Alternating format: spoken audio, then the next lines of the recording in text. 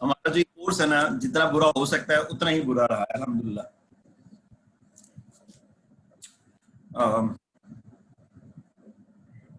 Hello जी जी sir. Sir.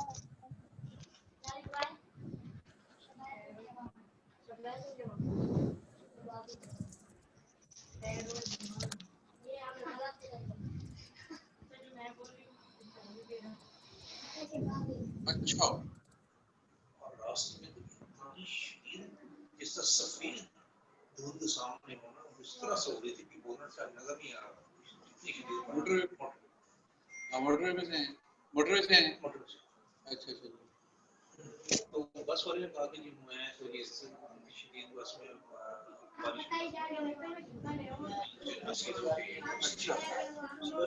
जवाब मैंने आपको मैसेज किया। जी सर। हाँ सारों के पास ही है।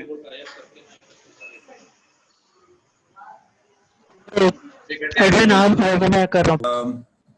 आई थिंक मर्ज सेंटर हमने कर लिया था, रैप टेक्स्ट वगैरह कर लिए थे, करेंसी परसेंटेज ये चीजें कर ली थी हमने, डेसिमल इंक्रीज परसेंटेज कर ली थी, मर्ज सेंटर नहीं किया था हमने, मर्ज और सेंटर मर्ज वाला। सेंटर नहीं किया था। अच्छा, मर्ज एंड सेंटर की हमें जरूरत क्यों पेश आती है? आपके सामने एक एक्सेल हमारे पास डिफरेंट सेल्स की फॉर्म में होता है। अब मैं एक टेक्स्ट लिखता हूँ, इस्लामिया यूनिवर्सिटी ऑफ बहावलपुर, और ये टेक्स्ट देखिए आपके ये काफी सारे सेल्स पे मौजूद है, 1 2 3 4 सेल्स तक ये गया हुआ है। अगर मैं आपसे पूछूं कि ये मतलब जहां अब इस टाइम सेल जो सिलेक्टेड है ना वो H3 सिलेक्टेड हुआ है, अगर मैं यहाँ डिलीट की प्रेस करूं तो ये इस पे कोई असर नहीं हो रहा, कुछ भी नहीं हो रहा। और मैं अगर यहाँ पे कुछ टाइप करना चाहूँ तो ये देखें वो वहां से वो जो टेक्स्ट था वो हाइड हो गया। वो इस तरह अगले सेल में भी। अब आप ये नोट करें कि जो सेल है ना आपका बेसिकली वो एक्चुअल में वो यही E3 है जिसपे सारे का सारा आपका टेक्स्ट लिखा हुआ है, जो कि एक्सपैंड होके तो यहाँ तक चला गया जो आपको नजर आ रहा था। लेकिन इन सेल्स के ऊपर अगर आप यहाँ पे जाके चेक करें तो किसी तरह की वैल्यू नहीं है इस वक्त। ठीक है, अब हम क्या करते हैं, हम ये चाहते हैं कि यार ये जो हमारी हेडिंग है ना ये इन सारे सेल्स के ऊपर जाए, क्योंकि इसके नीचे हमने एक टेबल बनाना है। लेट से हम इस तरह के एक टेबल बना रहे हैं, तो सॉरी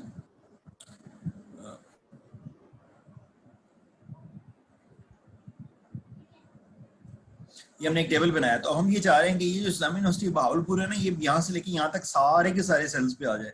ये तो इसके लिए हम क्या करते हैं, ये मर्ज एंड सेंटर का ये सारे सेल्स को एक ही सेल बना देता है और टेक्स्ट को एक्सपेंड कर देता है। अब ये आप ये नोट करें तो ये अब सिर्फ और सिंपल एक सिंगल सेल बन गया जिसमें द इस्लामी यूनिवर्सिटी बहावलपुर लिखा हुआ है। इसके अंदर कोई छोटे छोटे सेल्स नहीं बने हुए ना।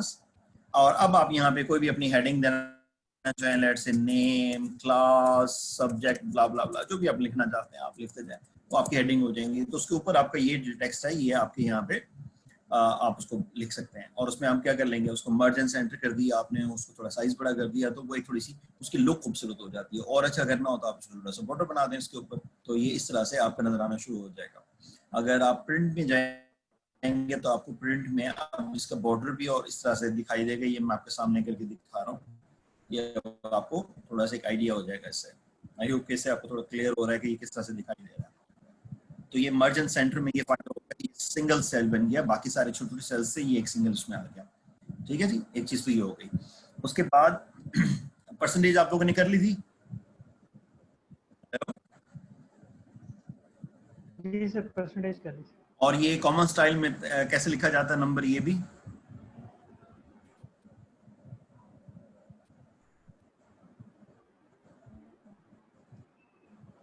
कॉमन स्टाइल नहीं सर, ये नहीं किया था। ओके।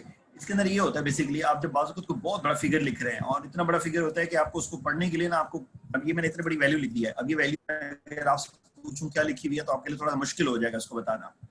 लेट्स से मैं उसको बड़ा करता हूँ, बड़ा करते हैं इसको, ये ले।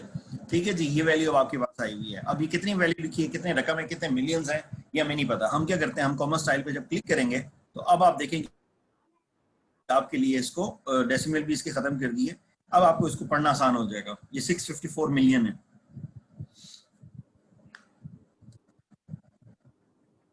तो आप अपने अंदाज में जिस तरह से भी पढ़ना चाहें। ठीक है। तो ये कॉमा स्टाइल में क्या करता है, आपकी जो भी तहरीर आप लिखते हैं ना उसको ये मुख्तलिफ कॉमों के अंदाज में उसमें कॉमा उसमें डाल के आपको सेपरेट कर देता है, आपको पढ़ने में आसानी हो जाती है इसकी वजह से। ये आप मैनुअली नहीं एंटर कर सकते, अगर आप मैनुअली करेंगे तो ये हो सकता है कि उस पर एरर दे दे, कोई ना कोई एतराज कर दे। अच्छा, ये डेसिमल ऐड करना खत्म करने वाला आप लोगों को पता हो गया। ऑटो सम आप लोगों के सामने आ गई चीज। अच्छा, इसी तरह से मैंने आप लोगों को वो क्लिक एंड ड्रैग वाली चीजें करवाई थी शायद, वो कैसे आपने बढ़ाना और कम करना है चीजों को।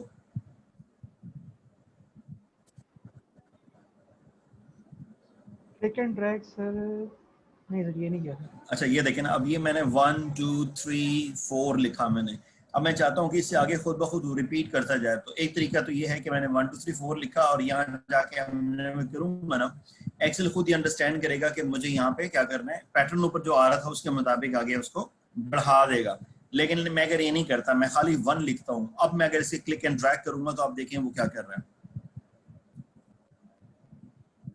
अब क्या किया मैंने, कॉपी कर देगा सर। अब उसने सिंपल उसी टेक्स्ट को कॉपी कर दिया। लेकिन अब मैंने क्या किया, एक और काम, अब मैंने यहाँ पे कंट्रोल का बटन की प्रेस कर दी, सॉरी कंट्रोल की जैसे मैंने प्रेस की, आप अगर नोट करें तो ये मेरे कर्सर के साथ ना प्लस का साइन बन गया, अगर आपको नजर आ रहा हो तो। अब ये खत्म हो गया साइन, अब ये आ गया। ठीक है, ये प्लस का मतलब ये है कि अब ये चूंकि काउंटिंग है, नंबरिंग है, तो नंबरिंग में आप वो क्या करेगा, वो इसके अंदर उसको ऐड करता जाएगा। कंट्रोल प्रेस किया, अब वो 1 के अंदर एक और ऐड करके 2 कर देगा, फिर और ऐड करके 3 कर देगा। अब जैसे मैंने कंट्रोल प्रेस किया तो उसने क्या किया, वही वाला काम ऑटोमेटिकली उसने कर दिया कि खुद से वो ऐड करता गया। एक तरीका तो ये है कि उसको पैटर्न पहले बता दे। अब आपने 2-3 लिखे, उसको पैटर्न पता लग गया, अब आप उसको जब ड्रैग करेंगे तो ये पूरा का पूरा उसने उसी तरह से कर दिया। अगर आप पैटर्न नहीं बताएंगे तो वो डुप्लीकेट कर देगा उसको सारी, ये डुप्लीकेट कर दिया। अब आप बता रहे हैं और आप चाह रहे हैं कि वो एक एक प्लस उसमें ऐड होता जाए, तो आप कंट्रोल की प्रेस करेंगे, प्लस का साइन आ गया, अब आप ये कर सकते हैं। अब यही चीज हम यहाँ पे करेंगे अगर मंडे ट्यूसडे के साथ। तो मंडे के साथ अब मैं अगर उसको ड्रैग करूंगा तो आप देखें वो क्या कर रहा है।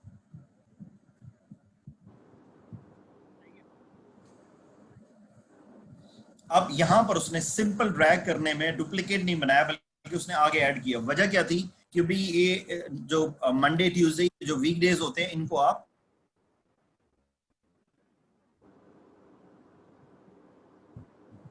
ये अनलिमिटेड मिनट कैसे आ गया भाई?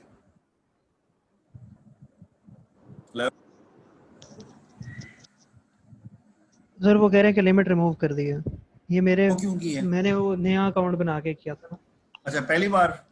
तो मैंने नया अकाउंट बनाया था। अच्छा हाँ, फर्स्ट टाइम ऐसे कर दूसरी दफा है सर, ये पिछली दफा बनाया था, पहली 2 दफा फ्री होता है। बस ठीक हो गया। इसका मतलब बंदा नया अकाउंट बना के उसमें करे तो वो अच्छा रह जाता है। चलो जी, अब चूंकि वीकडेज होते हैं तो वीकडेज को आप ऐड नहीं कर सकते। मंडे में आप मंडे ऐड करें तो 2 मंडे नहीं हुआ करते, मंडे में मंडे ऐड नहीं हो सकता। तो आप क्या करते हैं, उसको सिंपल जब क्लिक एंड ड्रैग करेंगे तो एक्सेल ऑटोमेटिकली उसको डेज बढ़ा देगा। लेट्स से हम यहाँ पर भी इसको हम कंट्रोल की प्रेस, अब अगर मैं क्लिक करता हूँ तो क्लिक एंड ड्रैग करता हूँ तो देखें वो चूंकि मंडे में मंडे मतलब ऐड नहीं हो सकते, तो वो क्या करेगा, वो सेम उसी मंडे को रिपीट कर देगा हर जगह पे। क्लियर हो रही बात आपको?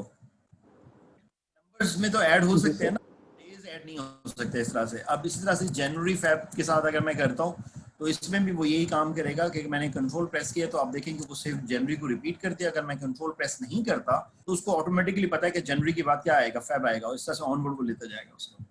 तो इस तरह से आप क्या कर सकते हैं, अपने मंथ्स, ईयर, अब सारा कुछ आप इसमें ऐड कर सकते हैं। इसी तरह से मैं ये करता हूँ कि मैं यहाँ पे लेट्स से मैं लिख देता हूँ कि जी अप्रैल 2020। अब उसने ऑटोमेटिकली इसको अंडरस्टैंड करना है मैंने क्या लिखा है। अब आप ये चेक करते जाए, ठीक है। उसने क्या किया, अप्रैल मई जून जुलाई अगस्त सितंबर अक्टूबर नवंबर दिसंबर के बाद फिर आगे जनवरी 21 फेब अगले साल भी उसने खुद ही चेंज कर दिया। और अगर मैं यहाँ पे कंट्रोल प्रेस करता हूँ तो आप ये देखें कि वो क्या कर रहा है,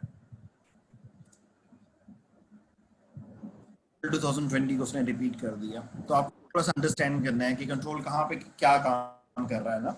कुछ जगहों पे वो डुप्लीकेट करके दे रहा है उसको, कहीं पे जहाँ पे ऐड हो सकता है वहां पे वो ऐड करेगा। जिन चीजों को ऐड नहीं किया जा सकता अप्रैल 2020 में, अप्रैल 2020 आप ऐड नहीं कर सकते, तो वो क्या करेगा, उसको डुप्लीकेट क्रिएट कर देगा। ठीक हो गया। अच्छा, उसके बाद इधर मैंने ये आप लोगों ने मैंने शीट्स का आपको बताया था कि शीट 1 शीट 2 आप शीट कर सकते हैं मुख्तलिफ शीट्स, या आपके पास जितनी भी आप शीट्स क्रिएट आपको जरूरत है आप यहाँ पे क्रिएट करते जाएंगे। तो और ये जितनी शीट्स होती हैं, ये जो पूरी की पूरी एक्सेल की फाइल है, इसको वर्कबुक बोलते हैं। तो एक एक्सेल में जो बेसिकली काम करता है वो वर्क पे काम करता है, और वर्कबुक के अंदर क्या होती है, मुख्तलिफ शीट्स होती हैं, और शीट्स के अंदर क्या होते हैं, सेल्स और कॉलम्स होते हैं। ठीक है। अच्छा, फिर एक और चीज आपको यहाँ पे मैं शुरू में बताना भूल गया था आपको, वो ये कि आप जिस सेल पे भी क्लिक करेंगे, लेट्स से मैं आपसे कहता हूँ मुझे सेल की वैल्यू बताएं, फौरन बताएं, तो आप क्या बताएंगे, क्या वैल्यू है? आप यहाँ से इसको देख रहे हैं, कॉलम को देखेंगे, फिर रो को देखेंगे, ऐसे ही है ना? जी सर। आपको इसकी जरूरत नहीं है देखने की, आप यहाँ पे ये देखेंगे, यहाँ क्या लिखा हुआ इस जगह पे, F23 इधर ये देखें, अब यहाँ क्या लिखा आ रहा है, Q17, यहाँ क्या लिखा आ रहा है, D25, ये क्या आ रहा है, R16 आ रहा है। तो आपके पास ऑलरेडी यहाँ पर इसका वो आपको एड्रेस शो कर रहा है, और इसको नेम बॉक्स बोलते हैं। ये फॉर्मूला बार है, और ये नेम बॉक्स के अंदर क्या करता है, वो सेल का जो भी एड्रेस होता है वो वहां पे आपको शो करता जा रहा है साथ साथ। अच्छा, उसके बाद मैंने आप लोगों को टेक्स्ट की डायरेक्शन बताई थी कि डायरेक्शन कैसे चेंज होती है। सर बाकी ये तो जो बेसिक चीजें से, ये तो वही वर्ड वाली है ना। लेट्स से ये आपके पास टेक्स्ट है, आप हाँ ये देखिए। अच्छा, उसके बाद आपके पास और इसमें कौन सी चीज़ है मैं आपको बताऊं, format cell, delete cell, insert cell, ये चीज़ें जो है ना ये आप खुद प्रैक्टिस कर लीजिएगा। सेल डिलीट करने वाली, इंसर्ट करने वाली, मेरा नहीं ख्याल कि इसमें कुछ ज़्यादा मुश्किल होगा, आपने वर्ड में भी किया हुआ जब टेबल से हमने काम किया था तो। अच्छा, ये सेल स्टाइल्स, और उसके बाद फॉर्मेट एज टेबल, ये मुख्तलिफ किस्म के बने बनाए फॉर्मेट्स हैं, इनमें से जो आप सिलेक्ट करेंगे वो ऑटोमेटिकली डिज़ाइन उसमें आ जाएगा। कंडीशनल फॉर्मेटिंग एक बहुत ही कमाल की चीज़ है, लेकिन इंतहाई एडवांस लेवल की चीज़ है। मेरा ख्याल है कि ये आप लोगों को मैं इस लेवल पर मैं नहीं करवा रहा एक्सेल के अंदर खास तौर पे, क्योंकि इसकी आपको शायद जरूरत कभी बिना पेश आए। काफ़ी कुछ होता है, काफ़ी कुछ लोगों ने नहीं पढ़ा, शौक है एक्सेल को आगे सीखने का, कंडीशनल फॉर्मेटिंग को सीखने की कोशिश जरूर करें। It's wonderful wonderful thing. अच्छा जी, उसके बाद ये आपके पास चीज़ें आ गई, पिक्चर्स कैसे आपने डालनी है, शेप्स कैसे डालनी है, स्मार्ट आर्ट वगैरह, ये वो चीज़ें जो आपने वहाँ पे वर्ड में भी की हुई हैं। टेबल का ये सारा आपने जरूरत नहीं है। एक चीज़ जो इसमें आप लोगों ने नहीं की, जो कि मेरी फेवरेट तरीन चीज़ों में से है इसके अंदर एक्सेल के अंदर, वो है pivot table, pivot, I don't know उसको क्या पिवट ही बोलते हैं आई थिंक। ये पिवट टेबल जो है ना, ये मेरी बहुत पसंदीदा तरीन चीज़ों में से है, और ये अगर आप लोगों को समझ आ जाए तो आपकी लाइफ बड़ी आसान हो जाती है एक्सेल पे काम करना।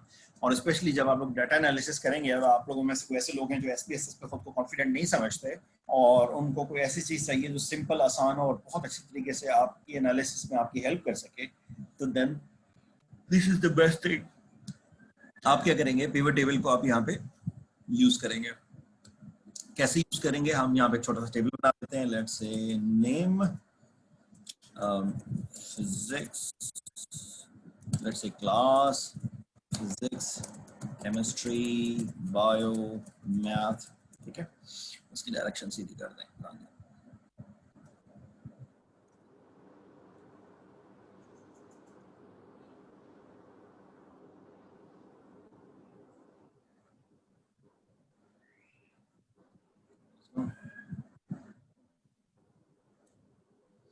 चलें, अच्छा जी, इसके बाद हमने क्या किया, यहाँ पे हमने लेट से इसका नाम लिखा, एक साहब का नाम अली, इमरान, खालिद, साकिब,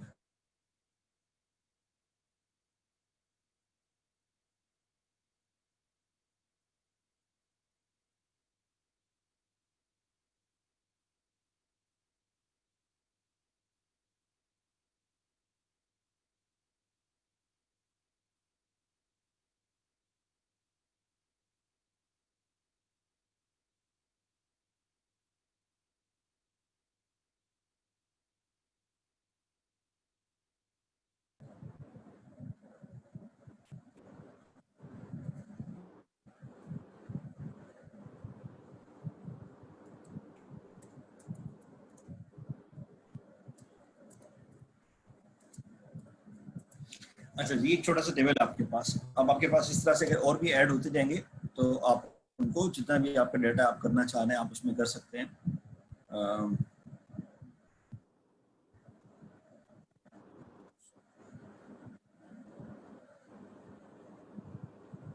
अच्छा जी, अब मैंने क्या किया, मैंने इसको सिलेक्ट करके इंसर्ट में गए और टेबल पे क्लिक किया मैंने।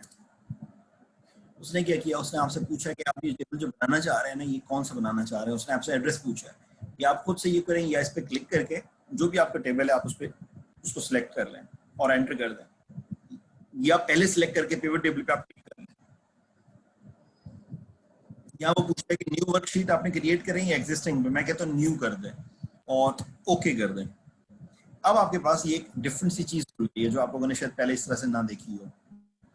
इधर आपके पास एक डिजाइन में एक चीज बनी हुई है लेफ्ट साइड पे, और यहाँ पर आपके पास ये मुख्तलिफ जो हमने कॉलम्स बनाए थे उन सब की डिटेल आ रही है। लेट से हम कहते हैं कि जी हमें नेम और साथ में हमें पता चले फिजिक्स, बायोकेमिस्ट्री और इसका हमें इनका पता चल जाए, तो ये हमारे पास सारी की सारी उनके मार्क्स भी उसने दिखा दिया, उनकी ग्रैंड टोटल भी उसने करके दे दी है। आप टोटल करना चाहते हैं, आप इनका एवरेज लेना चाहते हैं, आप इनकी परसेंटेज लेना चाहते हैं, वो सारी की सारी आपको खुद ब खुद वो बना के देता चला जाएगा।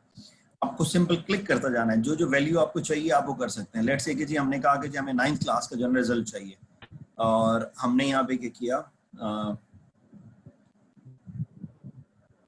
9th यहाँ से सेलेक्ट कर सकते हैं।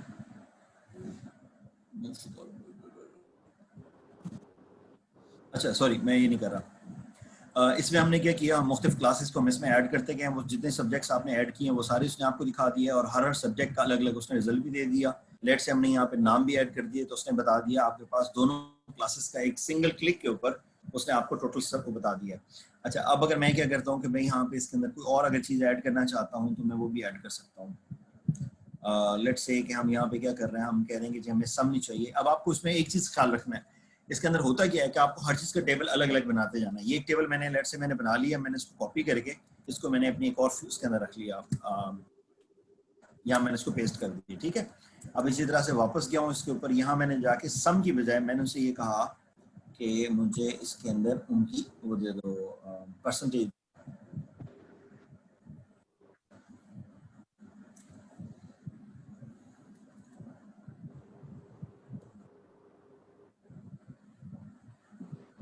नहीं, बड़े इस पे काम कर रहा हूँ। यहाँ मैंने से कहता हूँ, मैं से कहता हूँ कि मुझे ना वैल्यूज की चेंज कर दे, count average let's say minimum maximum.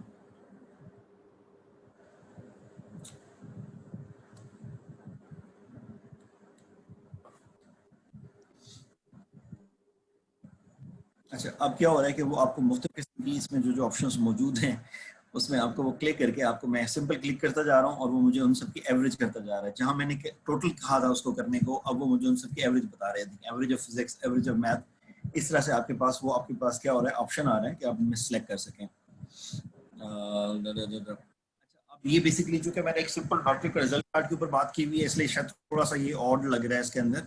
लेकिन जिस वक्त आप अपने रिसर्च पे काम कर रहे होते हैं और आपको उसमें स्टैंडर्ड डेविएशन करनी है, आपको उसके अंदर एवरेज निकालनी है, आपको उसके अंदर काउंट करना है कि टोटल कितनी वैल्यू, मिनिमम या मैक्सिमम जो उसकी वैल्यू है ये आपने तलाश करनी है, तो आप इसके अंदर पिवट चार्ट को उसको यूज कर सकते हैं, उसको दिखा सकते हैं। अच्छा, इसके अंदर एक और चीज जो मैंने आई डोंट नो कि हम लोगों ने ये पढ़ा था कि नहीं पढ़ा था, लास्ट टाइम हमने मैक्स और मिनिमम को पढ़ा था हमने बोला। हेलो, नहीं जी सर, सर। मैक्स मिनिमम नहीं है। ओके, चले, अगर उन्होंने पढ़ा था तो यहाँ से आपके पास वो चीज़ें मुफ्त मौजूद है, मिनिमम मैक्सिमम और इस तरह से ना। ये प्रोडक्ट के अंदर ही आपको मल्टीप्लिकेशन उसके दिखा देगा, काउंट नंबर्स कर देगा। मैं इसमें से ये देख रहा हूँ कि मुझे इसमें परसेंटेज क्यों नहीं मिल गया। हाँ तो ये है ना यार, सॉरी।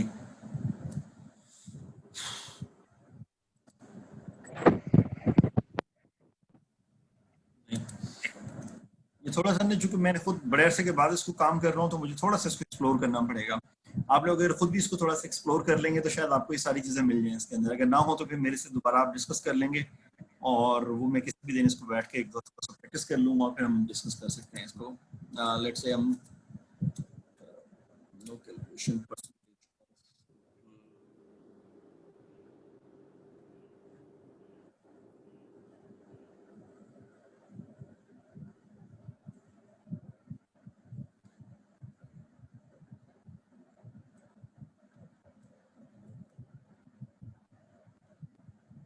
अच्छा,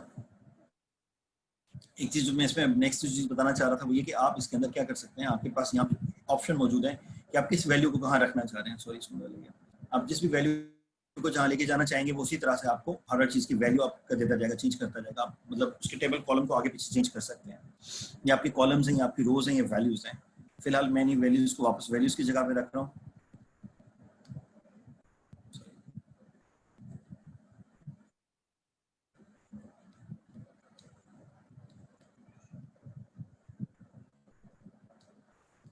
तो ये क्या कर सकते हो, इसके अंदर आप थोड़ी सी अपनी आई थिंक हमें शायद इसको जो है ना दोबारा शायद किसी दिन करना पड़े, लेकिन ये थोड़ा सा ना एडवांस इन्होंने चेंज कर दिया है। ये